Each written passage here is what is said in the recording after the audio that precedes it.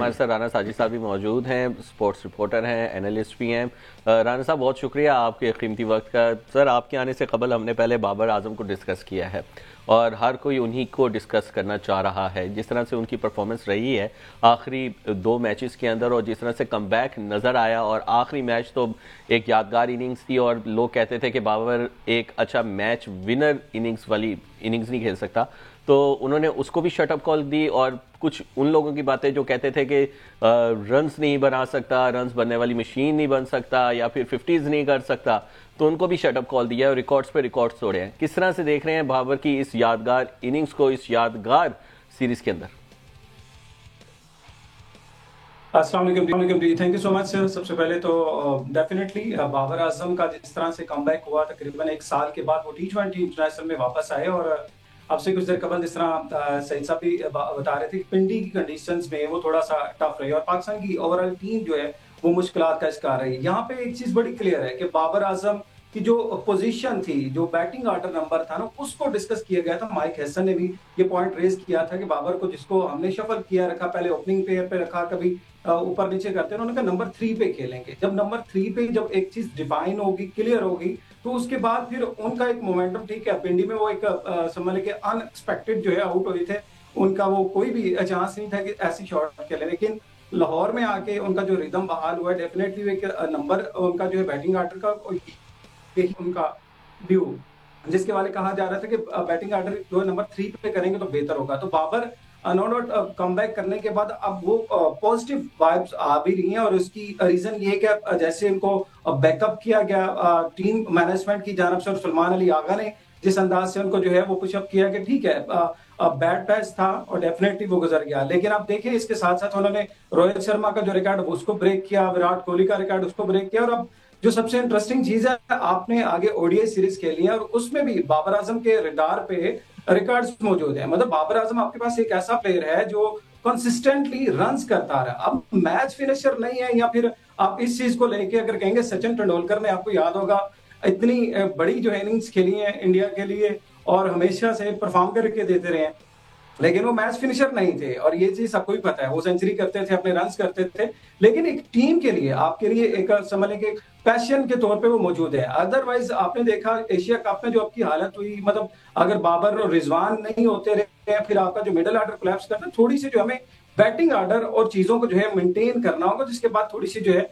वो चीजें मजीद हमारी मेच्योर हो जाएंगी। और आई थिंक सो यही चीज है जिसके ऊपर वर्किंग करनी थी। और जो कि अभी चले, पाकिस्तान के पास ऑप्शन है कि साउथ अफ्रीका की फुल स्ट्रेंथ भी मौजूद नहीं है पाकिस्तान में। तो डेफिनेटली जिस तरह साउथ अफ्रीका का जो T20 स्क्वाड था, उसमें भी प्लेयर जो उनके मेन इंजर्ड हुए, डेविड मिलर नहीं आए। इसी तरह अब ओडीआई सीरीज में मेन प्लेयर नहीं है। पाकिस्तान को होम कंडीशन का भरपूर फायदा उठा के जो है, मेरे ख्याल से ओडीआई सीरीज में बेस्ट परफॉर्मेंस देनी चाहिए। ठीक है, और उस्मान तारिक के बारे में कैसा एडिशन लग रहा है आपको? उन्होंने अपना जो डेब्यू किया है उसके बारे में आप क्या कहेंगे? जिस तरह से विकेटें ली हैं, 2 खिलाड़ी भी पवेलियन की राह दिखाई है उनको, तो किस तरह से देख रहे हैं उनके एक्शन को? क्या कंटिन्यू कर पाएंगे? जिस तरह से पाकिस्तानी पहले भी स्पिनर्स के ऊपर पाबंदियां लगती रही और नामवर स्पिनर से सईद अजमल थे।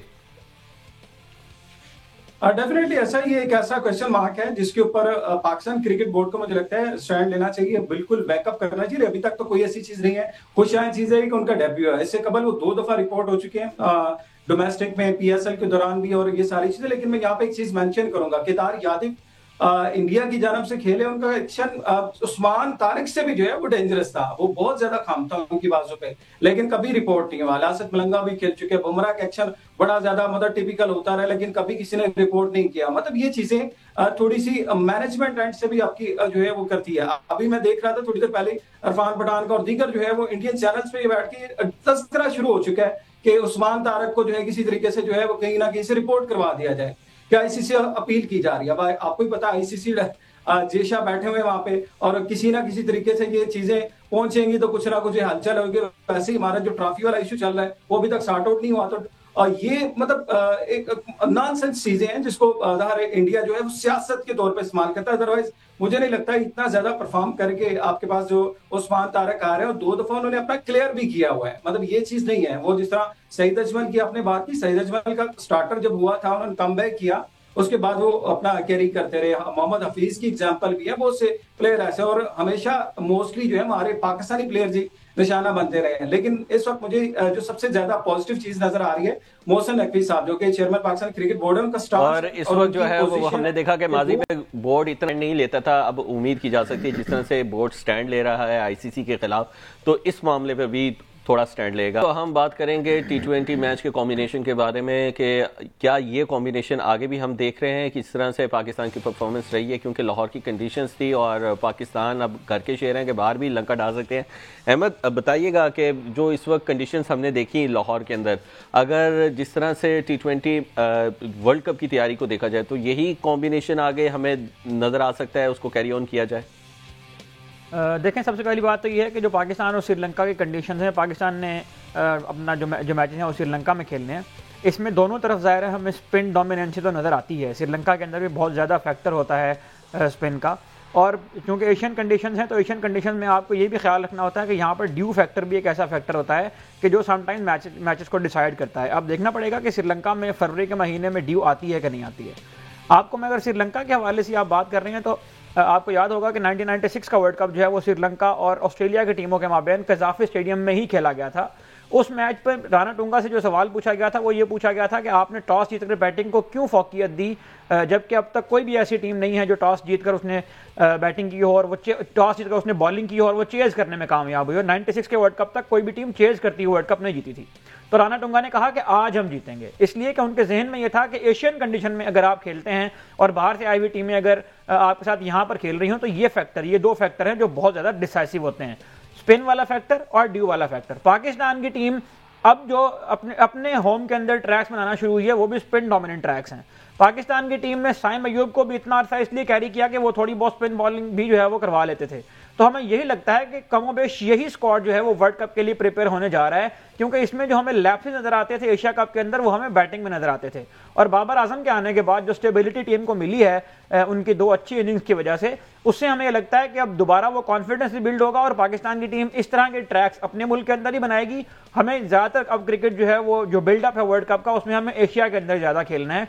तो पाकिस्तान को यहाँ पर श्रीलंका को होस्ट करना है, जिम्बाब्वे श्रीलंका के साथ एक पाकिस्तान को ट्राई सीरीज भी खेलनी है और उसके बाद जो है वो पाकिस्तान को वर्ल्ड कप खेलने के लिए जाना है। तो ये जो एशियन कंडीशंस हैं इनका दुरुस्त इस्तेमाल करते हुए पाकिस्तान के पास एक अच्छा मौका है कि ये 3-4 महीने का जो बिल्डअप है T20 वर्ल्ड कप का उसमें ये तैयारी मुकम्मल करें। और अब लगता ही है कि इस तरह के ट्रैक्स यहाँ पर बनेंगे और यही स्क्वाड जो हमें नजर आया साउथ अफ्रीका के अगेंस्ट खेलता हुआ यही कमोबेश हमें नजर आएगा।